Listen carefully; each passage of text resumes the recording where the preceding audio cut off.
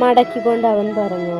അതേടാ, എന്റെ ഭർത്താവുണ്ടെന്ന ധൈര്യത്തിൽ തന്നെയാ ഞാനീ പറയണേ.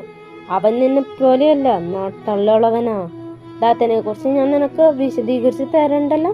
അതുകൊണ്ട് പൊന്നുമോൻ അധികം ഷോയർക്കാതെ പോയി പണി നോക്ക്. അത് പറഞ്ഞ് വർണ്ണയും അനുവും വേണിയും ക്ലാസ്സിലേക്ക് നടന്നു.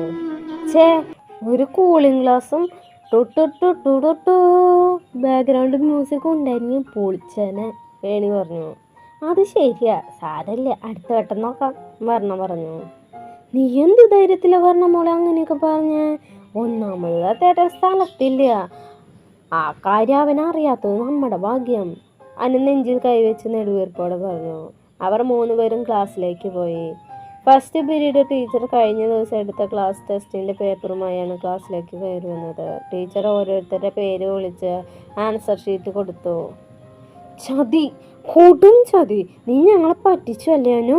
നീ ഞങ്ങളൊക്കെ കൂടുതൽ പഠിച്ച് കൂടുതൽ മാർക്ക് വാങ്ങിച്ചു അല്ലേ?